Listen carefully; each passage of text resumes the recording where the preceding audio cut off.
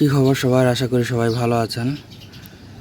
এগুলো দেখতেই পারতেছেন, এগুলো জামরুল এবং থাই জামরুল। অলরেডি এটার ভিডিও আমি দিছি, আপনারা হয়তো দেখছেন। এগুলো মোটামুটি ম্যাচিউর হয়ে গেছে, খাওয়া যাবে এখন। আর কয়েকটা পাইকাও গেছে দেখতেছি, আর কয়েকটা ধরেন রোদে আর কি একটু ইয়ে হয়ে গেছে আর কি, সাদা হয়ে গেছে। রোদ্র বেশি পড়লে যেটা হয় আর কি, একটু কি বলে এটাকে, একটা আছে না যে পানসে হয়ে যায় ফল পাকার আগে, এরকম কয়েকটা হয়েছে। আর কয়েকটা পাকা গেছে, আর কয়েকটা ছোট ছোট আছে, আর কয়েকটা ছোট অবস্থায় পেকে গেছে আর কি। তো বিষয়টা এটা না, বিষয়টা হচ্ছে এটা মাটিতে কেন, এটা হচ্ছে কলম দেওয়া ছিল, ঠিক আছে। এটাতে আমি কলম দিয়েছিলাম অনেক আগে, আমি দেখাইছি আমি দেখাইছি হয়তো এর আগে। আমি কলম দিছিলাম, ওই কলমগুলো দেওয়ার কারণে দেখা যায় অনেক জায়গায় ভেঙে গেছে আর কি। তবে এটাতে জামরুল যে এবার আসবে বা এতটা আসবে, এটা আমি আসলে চিন্তা করি নাই। এটা আমি আসলে অবাক যে এটাতে জামরুল আসছে এবং এত আসছে। নিচে কিছু পড়ে গেছে, এই যে দেখবেন এই বালতিতে কিছু নেওয়া হয়েছে বলে।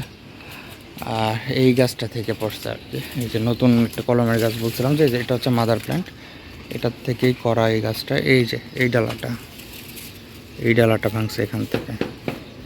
আরও আছে অনেকগুলো কলম ভিতরে আছে, আর জামরুলও আছে। দেখা যাক এখন। তবে এখন মনে হয় যেগুলো আছে ছোট বা নতুন হয়েছে বা সেগুলো হয়তো একটু বড় হবে আর কি। গাছে ফল যত কম হয়, ফল তত বড় হয়। ফল যত আপনার বড় হয় তত ভালো হয়, ততই খেতে ভালো লাগে। আর ছোট ছোট থাকলে একটু পানসে হয় বা মিষ্টি কম হয়।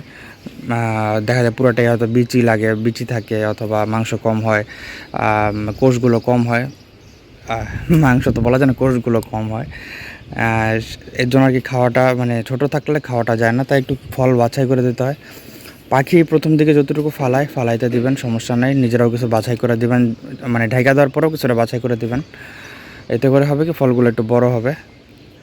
তো যাই হোক, আম্মা তো ফল ফালাইতে দেয় না, বা আগেই মশাই টশাই দিয়ে অস্থির অবস্থা, কারণ খুব মায়া করে আর কি।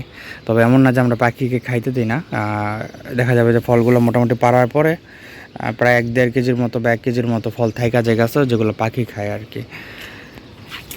তো এটাই আর কি। এখন এগুলো যেগুলো খাওয়ার মতো সেগুলো নিব না, আর বাকিগুলো রাইখা দেবো এখানে। আর কলমগুলো প্রতিস্থাপন করার পরিকল্পনা চলতেছে আর কি।